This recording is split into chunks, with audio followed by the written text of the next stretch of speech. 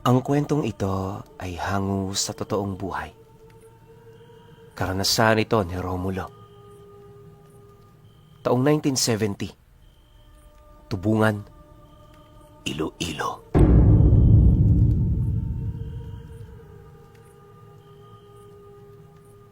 Sa isang malawak na bukirin, namumuhay ang pamilya doon ni Romulo. Meron siyang 4 na anak at sa kanilang lugar, bibilang lamang ng mga daliri ang mga bahay na nakatayo.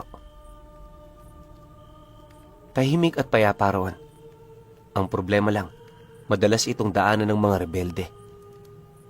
Iba't ibang grupo ang nakakasalamuhan ni Romulo sa lugar, pero sa hindi malamang dahilan, binibigyan siya ng respeto ng mga ito.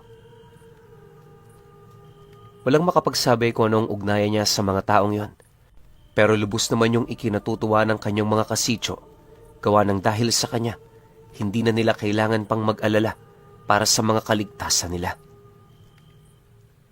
Marami kasi noong usap-usapan na kapag napapadaan ng mga rebelde sa lugar na wala silang mga kakilala, nagiging malupit ang mga ito.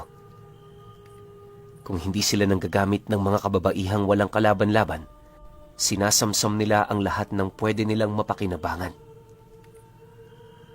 Awa naman ng Diyos, hindi pa yun nangyayari sa lugar nila Romulo.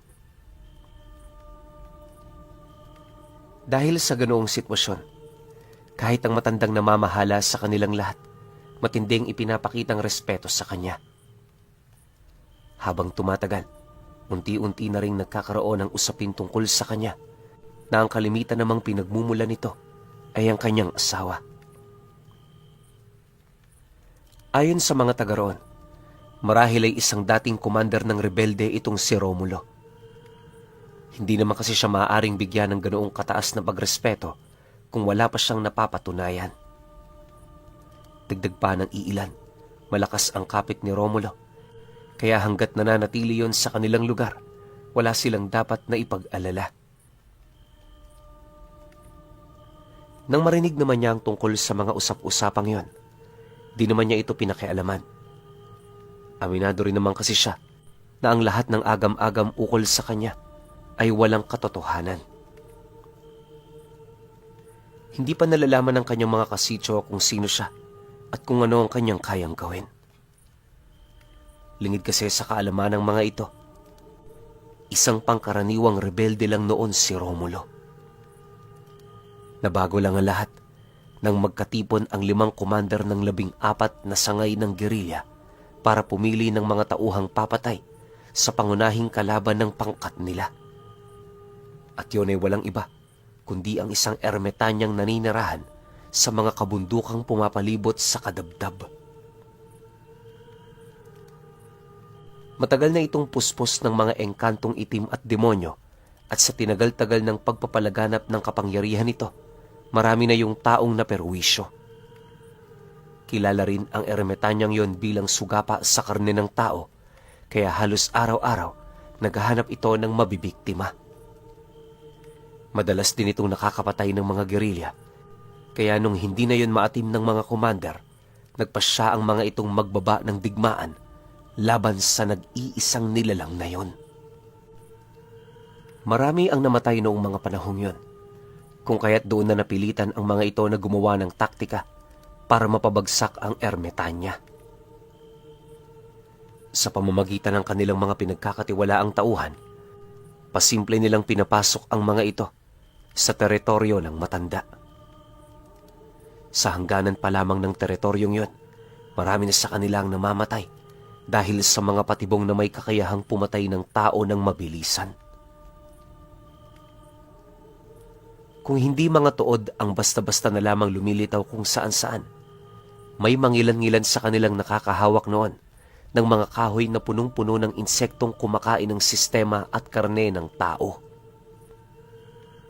Sa loob lamang ng ilang segundo, matapos sumigaw ng kasamahan nilang yon, masisipat nila itong pawang kalansay na. Nakakatakot man ang ganoong pangyayari, kinakailangan nilang magpatuloy dahil kung aatras sila, paniguradong yon ang magiging mitya ng pagkaubos ng kanilang mga pangkat.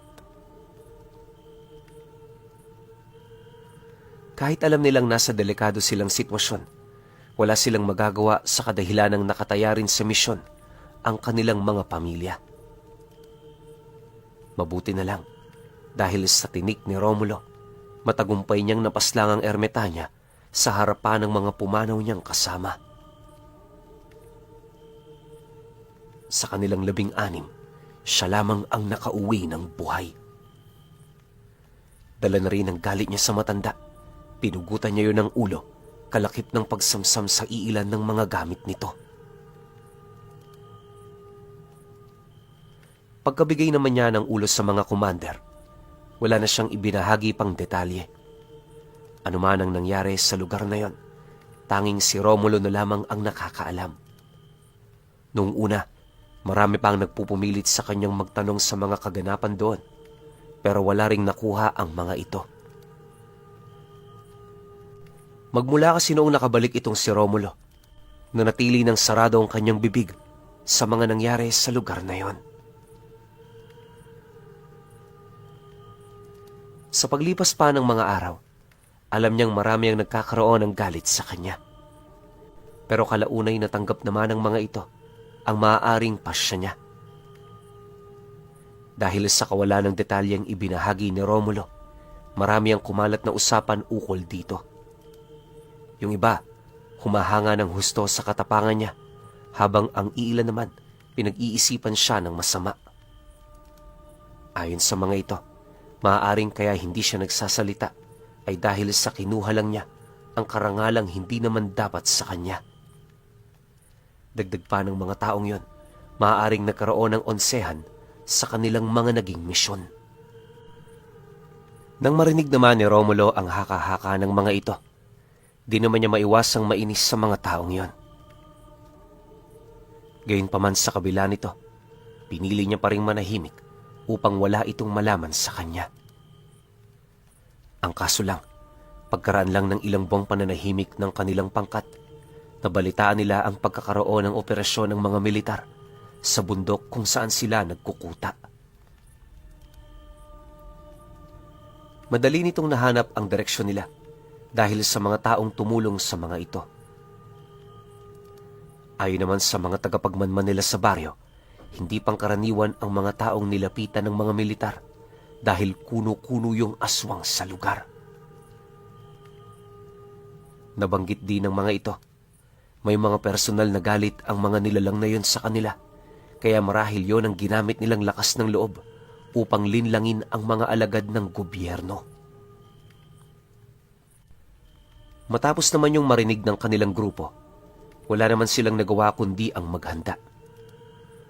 Bagaman alam nilang hindi sila gumagawa ng mga karumal-dumal na bagay, napilitan silang kalabanin ng mga taong yon. Nakakapangsisiman kung iisipin, kinakailangan din nilang protektahan ang lahat ng kanilang mga nasasakupan. Sa kasagsagan ng pagkilos ng kanilang pangkat, agad naman nilang ipinarating ang balitang yon sa iba pang sangay ng mga rebelde. Inaasahan kasi nilang tutulong ang mga ito, ngunit sa kasamaang palad walang sumagot sa kanilang pagtawag. Hindi nila mawari kung ano nangyari rito, pero pakiramdam nila para sila nitong iniwan sa ere. Nang mapagtanto naman yon ng kanilang commander, hindi naman ito maiwasang magalit sa kanilang mga kapatid. Marami na rin sa kanila ang nagsasabing umalis na sa lugar na yon, pero hindi yun nakinig. Ayon sa pinuno nila, hindi sila kagaya ng mga hayop na kapag itinataboy, mabilis na lumilipat ng lugar. Dagdag pa nito na, matagal na silang nananatili roon, kaya gagawin nila ang lahat para maprotektahan ang lugar na yon. Dahil sa sinabi nito, hindi na rin umangal pa ang iilan sa kanila. Bago rin nagtapos ang pagsasalita ng kanilang commander, iniutos nito sa kanilang lahat na umalis na habang maaga pa ang mga kasamahan nilang walang lakas ng loob para makipagdigma. May mangilan-ngilan namang umalis, pero marami ang nanatili. Ikinatuwa naman yon ng kanilang commander, gawa ng kahit kokonti ang kanilang bilang, marami pa rin sa kanila ang matapat sa kanilang pinaniniwalaan. Pagtungtong naman ng hapon noong mismong araw, nagkaroon ng malakas na ulan sa gubat. Naging madulas ang daan, kaya halos limitado lang ang kanilang kilos. Hirap na rin noong umaninag ang mga kasamahan nilang nasa unang barikada, kaya para lumawak ng bahagya ang mga natatanaw nito, nagpababa sila ng mga taong magmamanman sa unang bahagi. Kung hindi nyo kasi na itatanong, nasa matarik silang lugar noon, kaya mula roon tanaw nila ang malawak na parte ng gubat. Ayon kay Romulo, kung hindi lang noon umuulan, paniguradong hawak nila ang sitwasyon. Ngunit sa kasamaang palad, hindi sila sinang-ayunan ng panahon, kaya kahit peligroso, pinili nilang magpababa ng mga tao. Upang maipakita naman ang kanyang tapang sa kanilang commander, siya ang namuno sa mga tagapagmasid na bumaba. Lubos naman yung ikinagulat ng kanyang mga kasama, gawa ng sa kabila ng kanyang posisyon, pinili niya pa ring humarap sa matinding panganib. Sa kanilang paglalakad sa ibaba, bigla naman silang pinaulanan ng bala ng mga militar. May mga nasipat din siya noong mga aswang na lumulundag sa mga sanga ng puno na mabilis na lumulusob papalapit sa kanila. Dahil sa nataong siya ang nangunguna sa pangkat, siya kaagad ang unang tinamaan. Malakas na kalibre ng baril ang tumama sa kanya, dahilan para mapahandusay siya sa lupa. Pagsilay naman ng mga kasama niya sa nangyari, pilit naman siya nitong hinila papaatras dahil ang buong akala ng mga ito, patay na siya. Kitang-kita kasi ng mga taong yon ang malaking butas sa kanyang dibdib, kaya alam ng mga itong hindi na siya mabubuhay pa. Ang kaso lang, paglapit ng isang aswang sa kanilang kinaroroonan, bigla namang tumayo itong si Romulo, sabay hawak sa leeg nito. Pag pumiglas ng nilalang na yan, agad naman niyang hinugot ang kanyang punyal sa kanyang bewang, sabay unday dito ng saksak ng ilang ulit.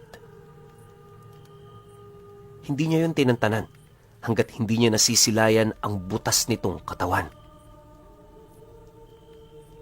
Paglupaypay naman ng nilalang, agad naman siyang humarap sa kanyang kasama, dahilan para masipat ng mga ito ang paghilom ng sugat sa katawan niya.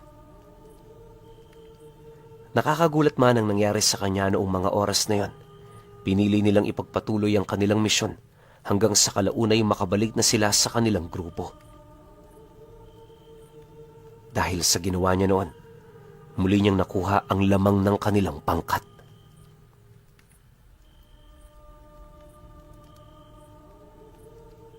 Makalipas pa ang ilang minuto, nagpatuloy ang bakbakan sa magkabilang panig hanggang sa napilitan ng umatras ang mga militar.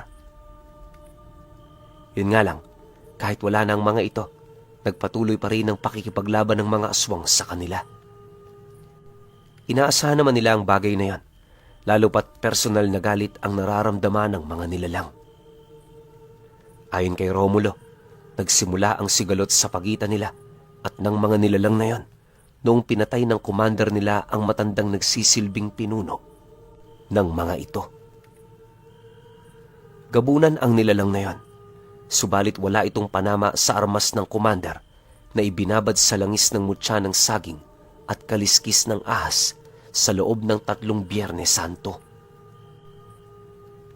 Dagdag pa ni Romulo na noong pinatay nito ang gabunan, para lang itong isang pangkaraniwang tao. 4 na bala lang din ang kinakailangan ng commander nila para mapaslang ito. Kaya lang naman nila nagawa ang pagpatay na yan ay dahil sa masyado nang nagiging salot ang lahi nito sa baryo.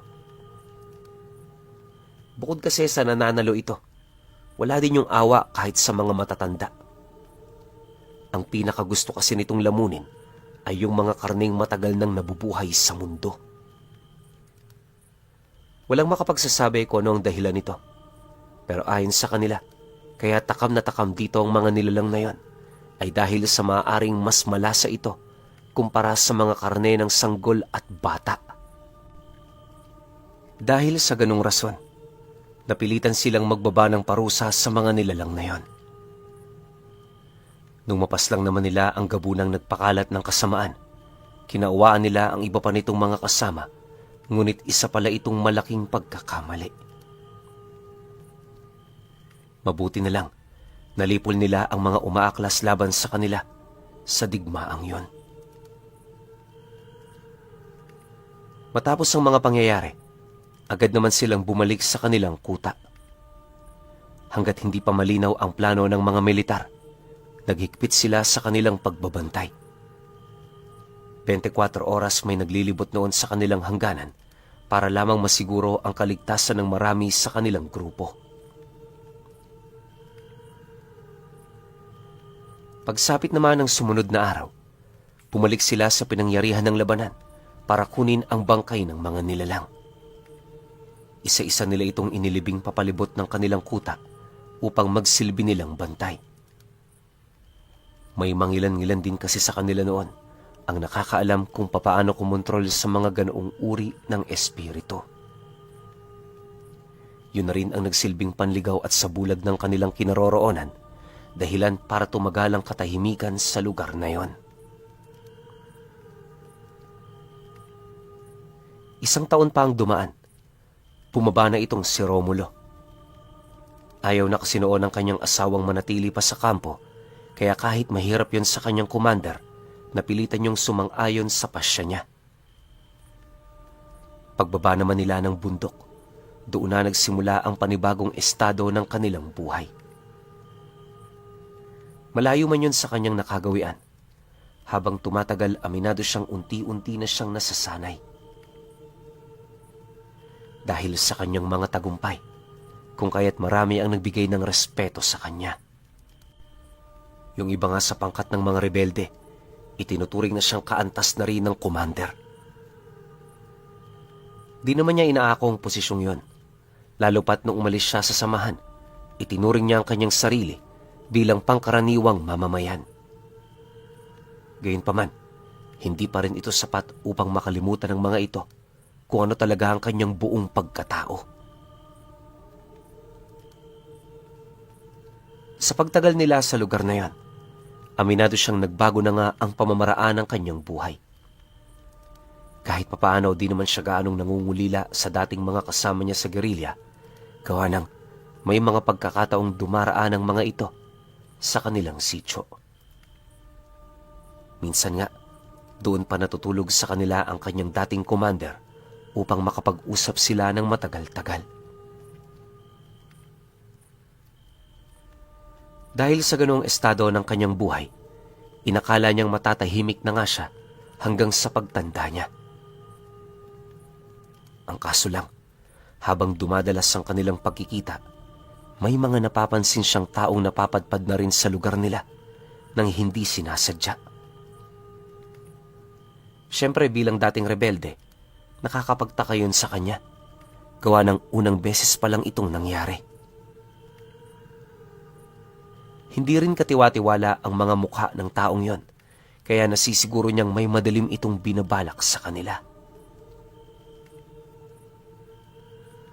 Gustong-gusto na sana niyang kumprontahin ang mga taong yon, pero dahil sa hindi naman ito gaanong lumalapit, pinipili niyang hayaan na muna yon pansamantala. Akala niya, hanggang doon na lamang ang magagawa ng mga ito, pero dumating ang isang araw, may nasipat siyang kasama ng mga ito na nagtatangan ng masamang dugo sa katawan. Pagramdam naman dito ni Romulo, agad naman niyang naalala ang lahi ng mga aswang na pinaslang ng pinuno ng dati niyang commander. Sa isip-isip niya, maaaring hindi pa rin natatapos ang paghihigante ng mga ito, kaya yun nagmamanman sa lugar nila. Dahil sa pangyayaring yan, agad naman niya itong ipinagbigay alam sa kanyang asawa. Kaya niya yun ginawa, nang sa gayoy hindi na magtaka ang mga ito sa mga susunod niyang kilos. Pinanatili niya rin yung lihim sa kanilang mag-anak upang hindi ito magdulot ng karagdagang takot sa mga kasama nila sa sityo. Ilang araw pa ang lumipas matapos niya itong gawin.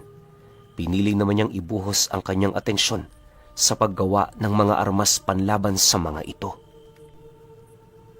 Muli na rin niyang hinasa ang kanyang punyal na kalimitan niyang ginagamit noong kapanahunan niya sa pagiging gerilya. Matapos naman itong maihanda ni Romulo, agad naman siyang humanap ng paraan para kumprontahin ang mga ito.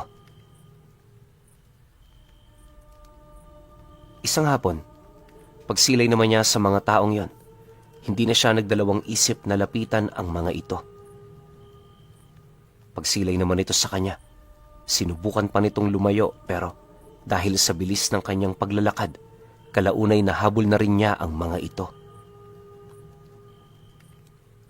Paglapit naman niya sa mga taong yan, walang takot naman niyang hinawakan ng isa sa mga ito, kasabay ng pagwika niya rito ng,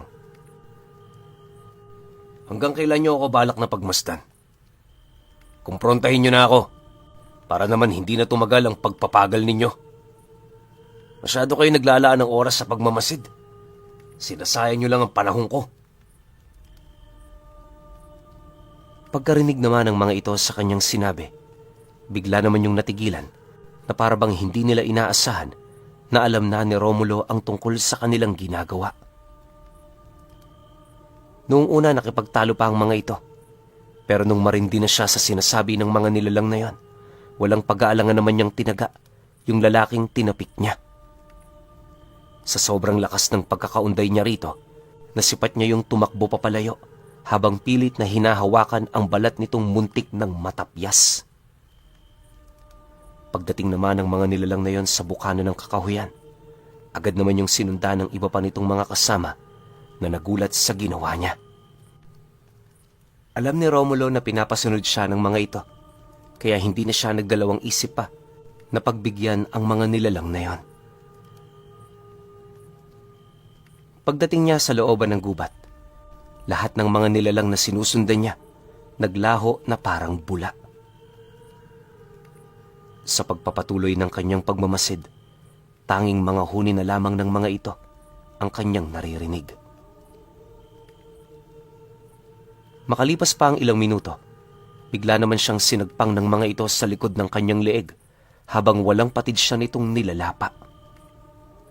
Bumaw na rin sa katawan niya ang matatalas nitong mga kuko, dahilan para hindi na siya makapumiglas pa. Dahil sa pangyayari, inakala ng nilalang na napuruhan na siya nito, pero sa katagalan napansin nitong di man lang siya sumigaw, dala ng matinding sakit na kanyang nararamdaman. Sa puntong yon, doon na yon naghinala na maaaring may ginawa itong si Romulo para hindi siya masaktan. Pagsilay naman ng nilalang sa pinagkakabauna ng pangil nito, napansin naman niyang nakabaon naman yun sa mismong balat. Nang mapansin naman ni Romulo na tumigil yun sa paglapas sa kanya, doon na siya nagsimulang tumawa habang nagwiwika roon ng, "Hindi ka pa ba nagtataka? Kahit anong gawin mo, hindi ako mamamatay." Tingnan mo nang maigi kung saan nakabaon ang pangil mo. Wala ka diyang makikitang kahit isang patak ng dugo. Alam mo ba ang ibig sabihin yan? Nasa ilalim ng sumpa ang aking katawan. Wala ka ring maririnig na pintig ng aking puso, kaya kahit katiting na takot, wala kang mararamdaman sa akin. Nang marinig naman ng nilalang ang kanyang sinabi, hindi naman ito maiwasang makaramdam ng matinding pagkagulat. Sa isang iglap, pilit naman itong inialis sa kanyang katawan ang mga pangil nito. Ngunit bago pa man yun makalayo, tumarak na sa tagiliran nito ang hawak-hawak na punyal ni Romulo. Pagbagsak naman ng nilalang sa lupa, agad naman niya itong sinunggaban at walang habas na pinagsasasaksak sa iba't ibang bahagi ng katawan. Sa sobrang bilis ng pangyayari, nakita na lamang niyang lasug-lasug na ang ulo nito. Nahati na rin ang bungo nito, dahilan para mabilis siyang mamatay. Matapos ang pangyayaring yon, nagpatuloy naman siya sa kanyang paglalakad habang inuutusang humilom ang kanyang mga sugat. Sa kasagsagan naman ng pagtahak niya ng daan, di niya maipagkakaila ang unti-unting pagsariwa sa isipan niya ng mga pangyayari sa lupain ng ermetanyang napaslang niya. Ayon kay Romulo, marami siyang dahilan upang itago ang mga naganap sa lugar na yon.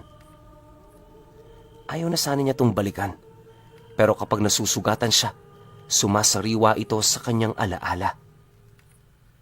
Katunayan, hindi na rin niya ginusto pang makaligtas sa lugar na yon dahil sa lakas ng kalaban nila. Ang kaso lang, bago niya matalo ang ermetanya, nalapatan pa siya nito ng walang kamatayang sumpa. Hindi yun ibinigay sa kanya ng matanda dahil sa kanyang pagwawagi. Bagkus ang nais nitong mangyari, maranasan ni Romulo ang pait ng ganoong klase ng buhay. Bago rin yun mamatay, inilahad nito sa kanya na magiging walang kamatayan ang kanyang katawan. Iisang paraan lang din ang maaari niyang gawin para siya ay pumanaw, at yun ay walang iba, kundi ilubog ang kanyang sarili sa kailaliman ng karagatan. Sa pamamagitan nito, mabilis na papasukin ng tubig ang kanyang sistema hanggang sa makailang taon ang lumipas, mamamatay na siya. Subalit pagkalahad naman dito ng matanda, hindi naman ito maiwasang tumawa, gawa ng alam nito, walang kakayahan itong si Romulo na gawin ng bagay na yon. Siya kasi ang taong mas pipiliing mabuhay ng matagal, kaysa tapusin ito ng walang gaanong dahilan. Matapos naman niyang maalala ang mga bagay na yan, nagpatuloy ang kanyang pakikipaglaban sa mga aswang. Gaano man karami ang tinamo niyang pinsala sa katawan, patuloy pa rin siyang lumalaban na para bang hindi man lang yun nagkakaroon ng epekto. Makalipas pa ang ilang minuto, nang mapagtanto naman yun ng mga aswang na nagmamasid sa kanya, doon na yun nagpa siyang kumprontahin siya. Wala man itong ideya sa mga nangyayari, naniniwala ang mga nilalang na yon na meron siyang kahinaan. Dahil sa ganoong paniniwala, pinili nilang makipaglaban kesa umatras. Ang inaakala kasi nila, kaya nilang patayin itong si Romulo na siya namang mas lalong nagpahamak sa kanilang grupo. Lingid kasi sa kanilang kaalaman, iisang bagay lang ang maaaring makapaslang sa katawan niya. Sa pagpapatuloy ng kanilang pagbubuno, malaya niyang tinatanggap ang bawat pag-atake ng mga ito. Kapag tumarak sa kanyang katawan ng matatalas nitong mga kuko, ginagantihan naman niya yon ng malalakas na pagsaksak, dahilan para panghinaan ng husto ang aswang na tinamaan nito.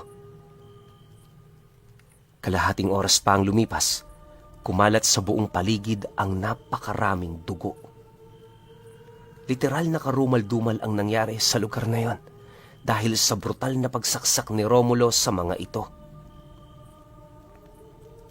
Hindi naglaon nang mapaslang naman niya ang lahat ng nilalang, parang basura niya itong itinapon sa liblib na lugar. Matapos ang pangyayari, umuwi siya sa bahay nila nang wala man lang kahit isang galos. Nagpatuloy ng isang buwan ang pakikipaglaban niya sa mga ito, hanggang sa kalaunay tuluyan niya na itong nalipol. Pagkapaslang naman niya sa lahat ng nilalang, doon na muling bumalik ang katahimikan sa kanilang buhay. Sa paglipas pa ng mga taon, masayang namuhay si Romulo sa piling ng kanyang pamilya. Akala niya hindi na yun magwawakas, pero nung mamatay ang asawa niya, doon nagbago ang lahat. Hirap na hirap siyang makita yon sa ganoong kalagayan, kaya nung ililibing na nila ito, nagpasya siyang doon ay sumama. Kasama ang panganay niyang anak, tinahak nila ang pinakamalalim na parte ng dagat, di kalayuan sa kanilang lugar. Pagdating nila doon, kinapos niya ang kanyang sarili ng mga malalaking tipak ng bato at hawak-hawak ang bangkay ng kanyang asawa. Nagpakalubog sila sa pinakailalim nito.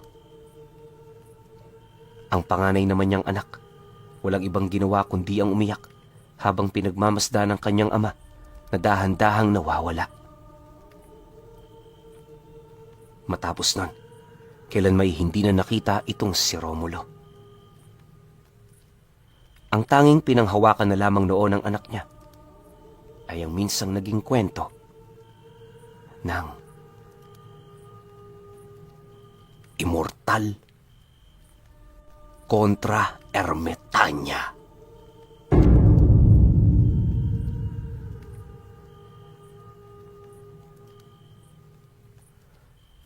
Okay. Opinion ko sa kwento. Parang mali yung title, no? Kasi sa pagkakaalam ko, itong si Romulo, naging immortal lang nung natalo niya yung Ermitaña na sobrang greedy. 'Di ba? Sabi kasi sa kwento, kumakain ng laman ng tao, nananalo. Kumbaga, wala siyang sinasanto kasi nga, kinalugdan siya ng mga engkantong itim tsaka mga demonyo eh. Tapos, binuo siya sa form ng aswang. So, hayok talaga to sa laman. Talagang kakain to kahit sino. So, para sa akin, itong buong kwento na to, nakakalungkot. Tsaka, sobrang malaking question mark. Unang-una, kaya nakakalungkot to kasi immortal ka na eh. Yung mga mahal mo sa buhay, makikita mo, unti-unti silang namamatay, unti-unting nawawala. Tapos, ikaw na lang yung matitira.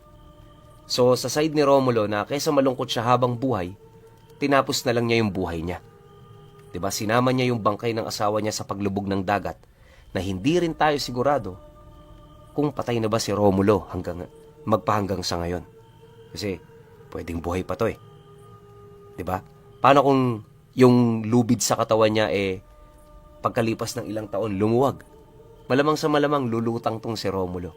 Pero ano ko lang to haka-haka ko lang. Hindi ako sigurado kung nangyari talaga to. Pero yung sumpa nung Ermitaña na yun, sobra yun. Ang ganda nun kung may apply natin sa tao na ayaw talagang mamatay. Kasi sa panahon ngayon, sobrang daming ganyan eh. Iba nga nagpapabata pa. Diba? Pero dito ibibigay lang sa'yo bilang sumpa. Pero kapalit niyan, walang hanggang kalungkutan. Yun yung masasabi ko. Pero siyempre, kayo pa rin. Kung may opinion kayo sa kwentong ito, comment nyo lang sa baba. Yun lang. Hanggang sa susunod na kwento. Salamat.